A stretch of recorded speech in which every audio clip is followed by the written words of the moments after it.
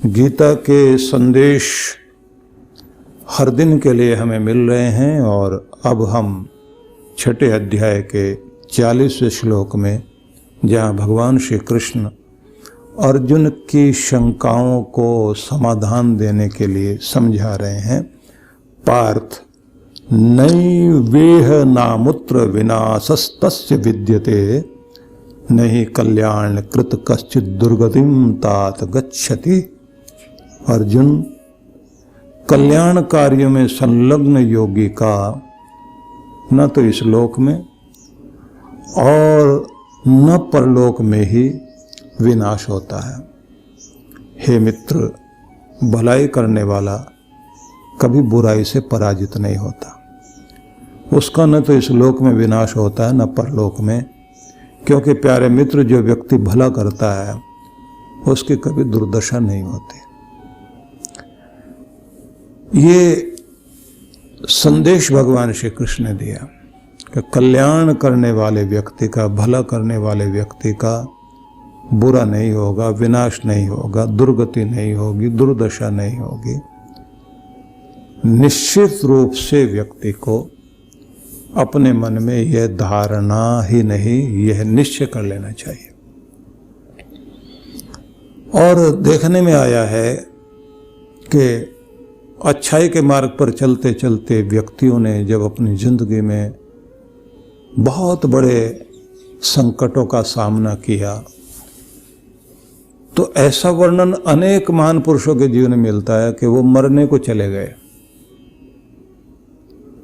समुद्र में डूबने के लिए खड़े हैं और अचानक ध्यान आ गया, नहीं कल्याण कृत कश्चित दुर्गतिम तात गच्छति। तुम्हारा मार्ग सही मार्ग है, अच्छे रास्ते पर चल रहे हो, तुम्हारी कोई दुर्दशा होने वाली नहीं है, तुम्हें टिके रहना चाहिए। तो व्यक्ति का इरादा बदला। निश्चित ही व्यक्ति को यह मान लेना चाहिए कि तुम्हारा मार्ग जब सही है और अच्छाई की तरफ चल पड़े हो तो तुम्हारी कोई दुर्दशा नहीं होगी, दुर्गति नहीं होगी। तुम्हें अपने मार्ग को परित्याग नहीं करना चाहिए। दो तरह के व्यक्ति दुनिया में हैं। एक वे जो नियमित कहलाते हैं, दूसरे अनियमित कहलाते हैं। जो लोग अगले जन्म को ध्यान में रख कर के चलते हैं, एक तरह के वे लोग हैं। और जिनको अगले जन्म के प्रति कोई रुचि है ही नहीं और जीवन में कोई नियम नहीं है, अनियमित चलते हैं। और ऐसे लोग जो है बिना अगले जन्म का और बिना मुक्ति का ज्ञान लिए पशुओं की तरह इस दुनिया में भय भोग ब्रह्म के संसार में लिप्त होकर जीवन जीते हैं। तो ऐसे लोग जो है वो अनियमित व्यक्ति कहलाते हैं और उन लोगों को संसार में दुखदायी भविष्य प्राप्त होता है। साधना के क्षेत्र में, धर्म के क्षेत्र में चलने वाले व्यक्ति को दो बातें जरूर ध्यान में रखनी चाहिए कि मेरे कर्म के द्वारा मेरा जन्म सुधरेगा या नहीं, अगला जन्म कैसा होगा, दूसरा मुझे मुक्ति मिलेगी या नहीं मिलेगी। अधिकांश रूप से आप लोग देख रहे होते हैं कि श्रद्धांजलि सभाएं होती हैं तो सब लोग सदगति के लिए प्रार्थना करते हैं और कहते हैं उनकी सदगति हो गई, उनको गति प्राप्त हो गई। या फिर कहते हैं कि भगवान उन्हें मुक्ति दे, कर्म बंधन से मुक्त हो जाएं।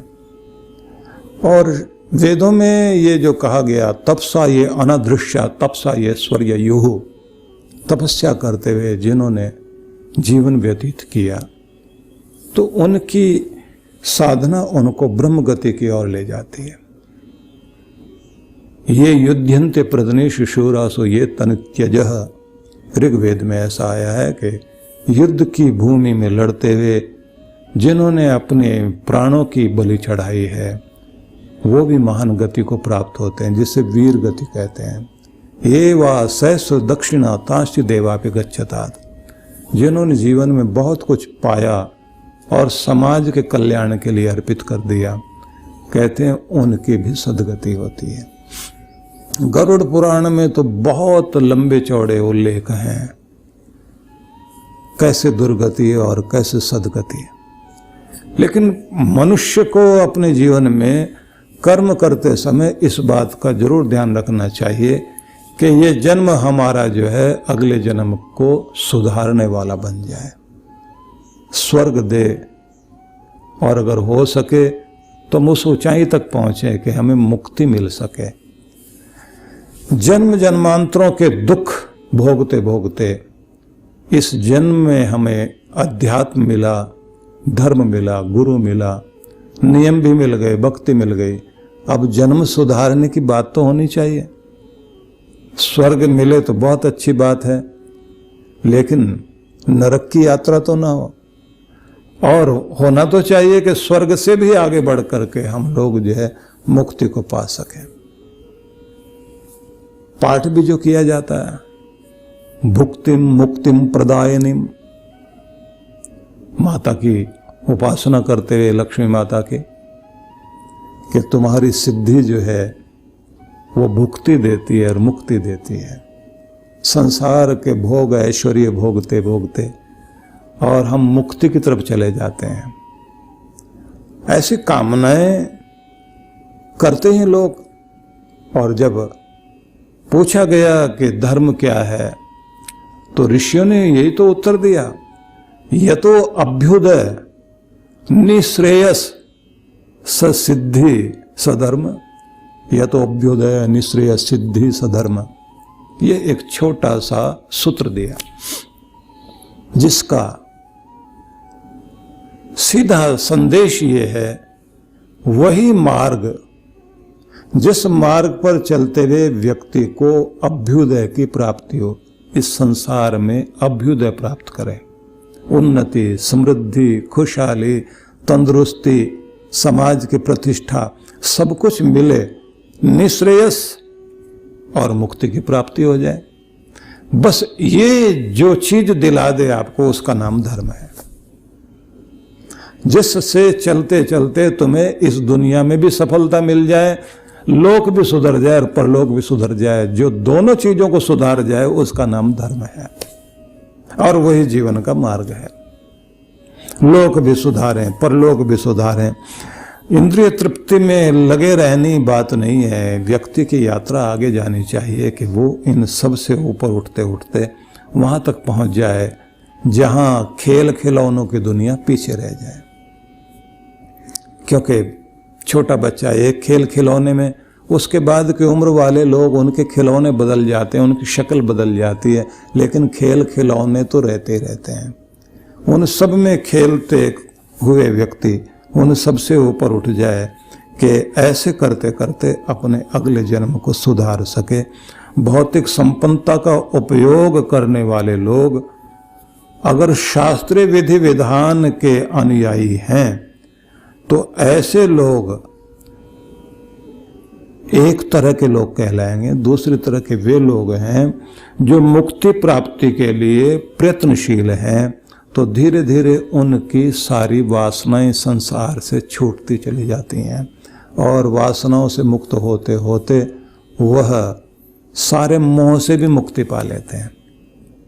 अब ये जरा विचारने वाली बात है कि ऐसी स्थिति में व्यक्ति पहुंच जाए, निर्भर कर ले अपने आप को और निर्मोह वाली स्थिति में आ जाए। उन्हें किसी भी तरह का न लोभ है, न काम, न क्रोध, न मोह, न क्षोभ, सबसे ऊपर उठ गए। और जीवन का अंतिम भाग आया तो उनको लगता है कि जिंदगी की सांझ ढल रही है, सूरज छिपने वाला है, श्वासों की पूंजी समाप्त हो रही है। अब सबसे एक बार क्षमा याचना कर ली जाए। तो वो क्षमा याचना वाली साधना चलती है एक, वो बड़ी अद्भुत है। पहले तो अपने अंदर दिल में जिनके भी प्रति मन में कुछ भी क्षोभ रहा है, कड़वाहट रही है, सबके प्रति भगवान के सामने क्षमा मांगना, मुक्त होना उससे, उसके बाद उनके प्रति मंगल कामना करना। जिन्होंने आपको पीड़ा दी, रुलाया, भगवान उनका भला करना। वो ऐसे क्यों हैं? क्योंकि उनका जीवन कड़वाहट से भरा हुआ है। तो वहाँ प्रार्थना करता है कि उनकी कड़वाहट को तू छीन, मिठास दे उनकी ज़िंदगी में। वो जो कठोर और निर्दयी हो गए हैं, उन्हें कोमलता में उनके हृदय को बदल और दया उनके हृदय में दे। वो जो दूसरों को देखकर ईर्ष्यालु थे, अब वो सबकी मंगल कामना करें। परमात्मा उनकी ज़िंदगी में खुशियाँ देना, क्योंकि वो लोग दूसरों की खुशियों से चिढ़ते थे। जब वो खुद खुश हो जाएंगे तो फिर उन्हें दूसरों से कोई लेना देना नहीं रहेगा। इसलिए मैं उनके लिए मंगल कामना करता हूँ। तो ये एक स्थिति आ जाती है जब व्यक्ति हृदय से क्षमा मांगता है, मंगल कामना करता है, और फिर खुद के लिए भी क्षमा याचना करता है भगवान से, और अपने अंदर सुधार लाता है। ये एक तप हो गया। उसके बाद बारी आती है कि व्यक्ति उनके पास जाए जिनको उसने दुख दिया, माफी मांग कर आए। ये जरा कठिन पड़ता है। सबसे माफी मांगने के बाद व्यक्ति अपने आप को निर्भर करे और सबको मिलकर आए और कहे कि कहा सुना माफ करना। अब जीवन का ये भाग आ गया है कि अब पता नहीं कितने दिन रहेंगे, नहीं रहेंगे। सारी दोस्ती दुश्मनी से ऊपर उठकर एक ही तरफ ध्यान है, परमात्मा और उसकी कृपा। तो यहाँ व्यक्ति पहुँचते पहुँचते निर्मोह की स्थिति में आ जाता। तब कहते हैं कि कोई भी वासना का तंतु पीछे बचा नहीं जो दुनिया में खींच कर लाएगा। न बच्चों का मोह रह गया, और बच्चों में भी जो है पोते पोतियों का मोह बहुत बड़ा होता है, बड़ा भयंकर होता है। अपने बच्चे पालने में उतना मोह नहीं होता जितने पोते पोतियों को देख के मोह जागता है। उनसे भी व्यक्ति पृथक हो गया। वस्तु का मोह नहीं रहा, पदार्थ का मोह नहीं रहा, जीवन का मोह नहीं रहा, अपने नाम का मोह नहीं रहा, सब मोह से ऊपर उठ गया। अब कोई धागा बचा ही नहीं जो खींचकर दुनिया में लाएगा। अब पूरी तरह से शुद्ध हो गया है। अब परमात्मा के धाम में जाने की स्थिति आ गई।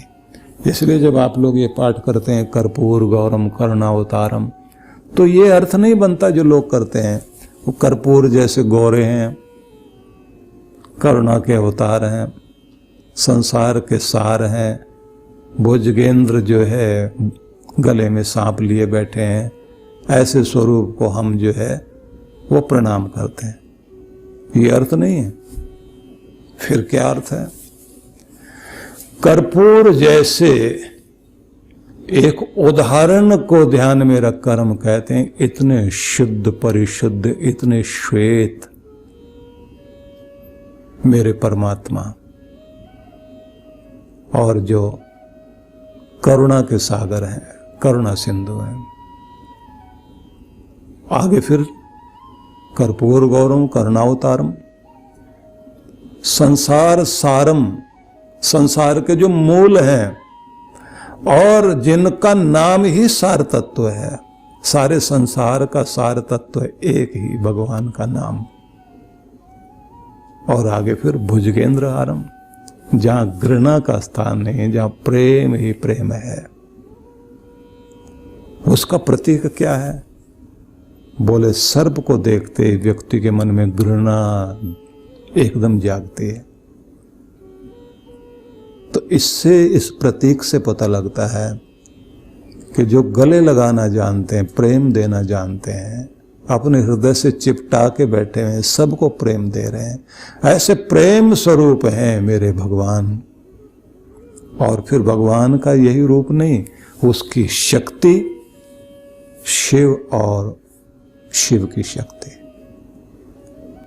चंद्रमा और चंद्रमा की चांदनी, सूर्य और सूर्य की रश्मियां, पुष्प और उसकी सुगंधी, दोनों रूपों को ध्यान में लेकर मैं अपने प्रभु को प्रणाम करता हूं, हृदय में उनको आमंत्रित करता हूं। तो ऐसे भाव लेकर के व्यक्ति अपने प्रभु के प्रति समर्पित होता है। मैं अपने पूजा में बैठा तो जैसे मंत्र मैंने बोला, श्लोक बोला, तो मैंने कहा ये मैं क्या अर्थ सुन रहा हूं, अर्थ तो दूसरा है। तो ये दूसरा अर्थ जो मैंने अभी सुनाया ये सामने प्रकट हुआ कि मैं कैसे ध्यान करूं प्रभु का। तो अपने प्रभु का ध्यान जैसे करने बैठा तो भाव तो ये सामने आ गया, जो परम शुद्ध है, करुणा स्वरूप मेरा परमात्मा, और जो केवल प्रेम ही प्रेम है, प्रेम से अलग हटकर कुछ है ही नहीं, जहां दया ही दया है, शुद्धता है, और जिसका नाम ही संसार का सार तत्व केवल उसका नाम है। ऐसे प्रेम स्वरूप, करुणा स्वरूप, शुद्ध स्वरूप, संसार के मूल आधार, उसके नाम में ही समस्त श्रेष्ठता बसी हुई है, मैं उसका ध्यान करता हूं तो रूप ही बदल गया, ध्यान ही कुछ और हो गए। इसलिए निवेदन करना चाहता हूं कि जब आप मुक्ति के मार्ग पर चलते हैं तो फिर आपको समस्त वासना तंतुओं को तोड़ना पड़ता है। और यदि आप संसार में भोग ऐश्वर्य के बीच में रहते रहते भी अपना जप, अपना तप, अपना तीर्थ, अपना संसार के कार्य करते करते भी आपकी प्रार्थनाएं, आपकी पूजा, आपके नियम सब चल रहे हैं, तो कहते हैं कि तो भी आपके जीवन में साधारण बात नहीं, क्योंकि आप अपना ये जन्म और अगला जन्म सुधारते जा रहे हैं। और अगर इसमें योग साधना आगे बढ़ गई, ध्यान साधना बढ़ गई, तो फिर क्या होता है? तो कहते हैं फिर तो और भी ज्यादा बड़े लाभ की स्थिति आ जाती है।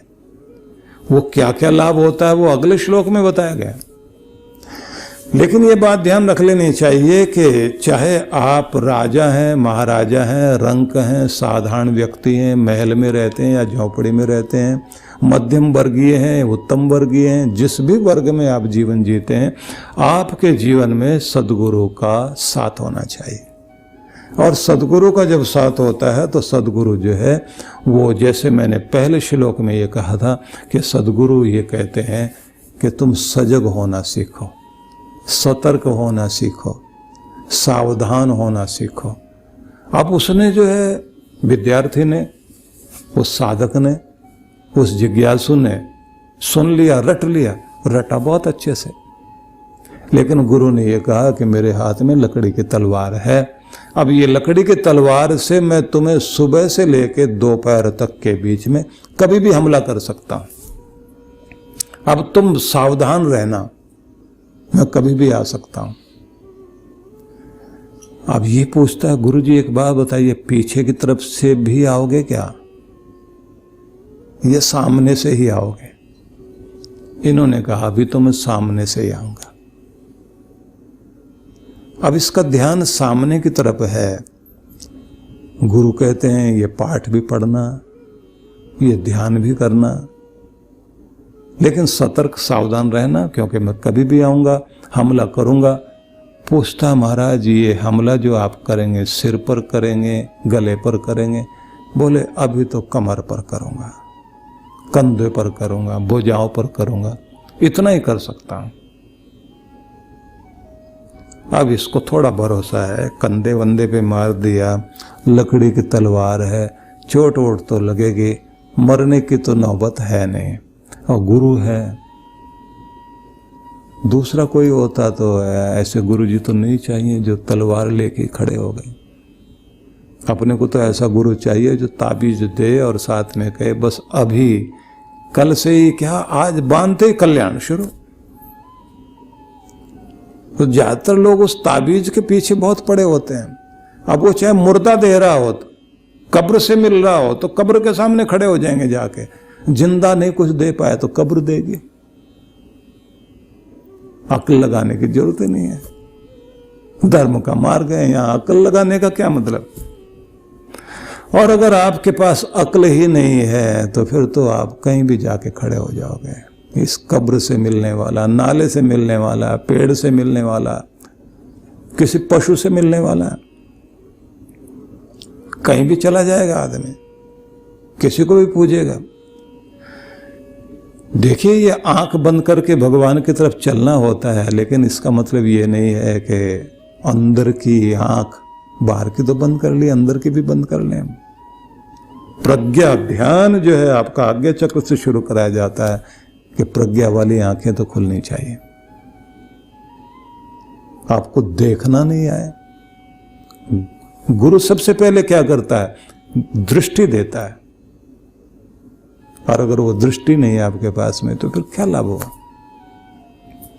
तो गुरु ने कहा कि मैं सामने से आऊंगा। चेला अभी तो भरोसा कर रहा है कि सामने आएंगे तो कंधे बंदे पे तलवार मार भी दी, थोड़ी चोट लगेगी, 2 दिन मालिश कर लेंगे। लेकिन फिर भी ये ध्यान रहे कि चोट लगेगी, गुरु कहीं निकाल ना दे, तो सतर्क है, सावधान है। वो पूरी तरह सावधान, आंखें बंद करके बैठा, लेकिन ध्यान गुरु में है। भोजन कर रहा है तो भी उसका ध्यान गुरु में है कि कहीं आकर इसी समय, क्योंकि उन्होंने कह दिया था कि ये कुछ पता नहीं है, मैं भोजन करते समय, ध्यान करते समय, पढ़ते समय कभी भी आ जाऊं, तो किसी के साथ हंस बोल रहा हो मैं उसी समय आ जाऊं। क्योंकि तुम्हें तो ये ध्यान रखना है, सतर्कता तो हर समय चाहिए, सजगता हर समय चाहिए। तुम भोजन करो तब भी सतर्क रहना, तुम बातचीत कर रहे हो तब भी सतर्क रहना, तुम पढ़ रहे हो तब भी सतर्क रहना, तुम ध्यान में बैठे हो तो भी तुम्हारे अंदर सजगता और सतर्कता रहनी चाहिए। जिस आदमी के अंदर सावधानी नहीं है वो मार्ग पर आगे नहीं जाएगा। अब 3 दिन तो ये अभ्यास बहुत अच्छा चला। 3 दिन में उसको समझ में आ गया कि गुरु की पदचाप से उसको समझ में आ जाता था कि अभी गुरुजी आ रहे हैं। वो तैयार रहता था। अब की बार 3 दिन बीते, गुरु ने कहा कि हो सकता है कि अब मैं पीछे से भी आ जाऊं। अब इसका ध्यान पहले आगे की तरफ रहता था, अब कान पीछे की तरफ भी जा रहे हैं, सावधानी पीछे की तरफ भी है, मस्तिष्क पीछे की तरफ, आगे पीछे, दाएं बाएं दोनों तरफ ध्यान जा रहा है, सजगता आ रही। 3 दिन ऐसे बीते तो अभ्यास तो हुआ। गुरु ने कहा कि अब ये ध्यान रखना, सारे दिन में कभी भी आ सकता हूं मैं। तो इसने कहा महाराज बचाव के लिए कुछ तो दीजिए। बोले एक ढाल देते हैं आपको, जब मैं हमला करूंगा तो ढाल आगे कर देना। अब ये ढाल अपने सामने रख के बैठा है और आंखें बंद किए हुए है, लेकिन कोई भी हवा भी सरसराहट करती तुरंत ढाल अपनी सामने कर लेता है। जिधर से आवाज आए उधर से थोड़ी सी भी सरसराहट हो, इतना सजग सावधान। कमांडो ट्रेनिंग में तो यही होता है। व्यक्ति को आंतरिक रूप से इंट्यूशन होने लग जाते हैं कोई हमला करेगा।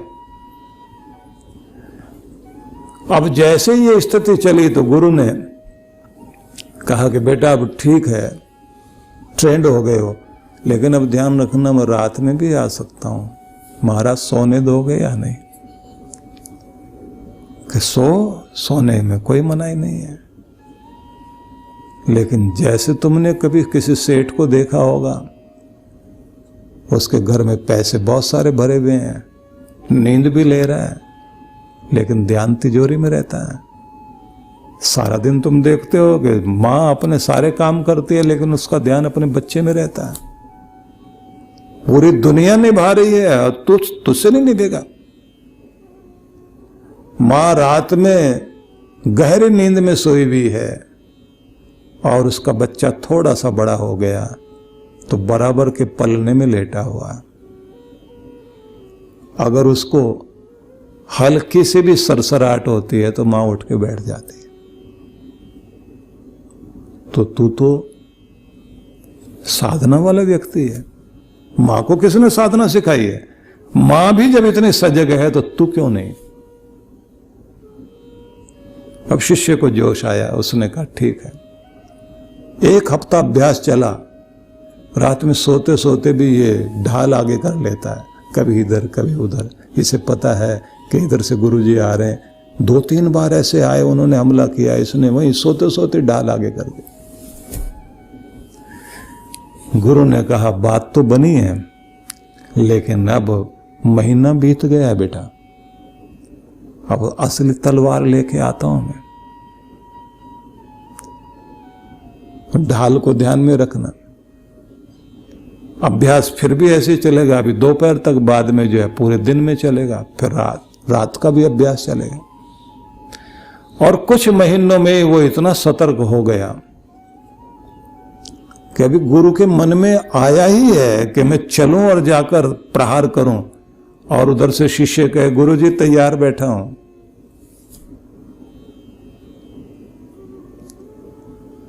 परीक्षा में पास हो गया है शिष्य। एक दिन शिष्य के मन में आ गया कि मैं भी करके देखूं। अब जैसे उसने ये सोचा ही है, तलवार पे हाथ लगा ही रहा था, गुरु ने वहीं से आवाज दी, बेटा मैं बूढ़ा हो गया हूं, हिलना नहीं वहां से। अब ये आया, पांव पकड़ बैठा, बोला महाराज आप यहां तक पहुंचे हुए हो कि मेरे मन में भी आया, तलवार पर हाथ भी नहीं रखा, और आप वहां से आवाज दे रहे हैं। बोले बेटा मैं यही चाहता हूं कि मेरा मन जैसे तेरे साथ जुड़ा हुआ, तेरी तरंगे मुझ तक पहुंच रही हैं, ऐसे तेरी तरंग मुझ तक पहुंचे, और फिर हम दोनों की तरंग वहां तक पहुंचे जो दुनिया का मालिक है। इतना सतर्क होना जरूरी है, नहीं तो कल्याण होने वाला नहीं। क्योंकि तुमने शब्द रटे हैं बहुत, इससे कुछ नहीं होने वाला। जागने चाहिए तुम्हारे अंदर शब्द। इसलिए इन लोगों ने जिस तरह से सिखाया और जिस तरह से इन्होंने ट्रेंड किया है, ये अद्भुत लोग थे। गुरु परंपरा साधारण परंपरा नहीं है। इसलिए श्री कृष्ण भगवान ये कह रहे हैं, अर्जुन कल्याण के मार्ग पर चलने वाले को का भला ही होगा, दुर्गति नहीं होगी। लेकिन मानो और पूरी तरह समर्पित हो जाओ। तो बहुत सारी मंगल कामनाएं आप सभी के लिए, और अगले श्लोक के लिए फिर हम लोग अगले सत्र में चलेंगे। आगे भगवान श्री कृष्ण फिर अर्जुन को समझाते हैं कि क्या गति होती है उस व्यक्ति के जिसने थोड़ा भी इस मार्ग में कदम रखे हों, वो क्या लाभ लेता है। बड़ा सुंदर संदेश है ये।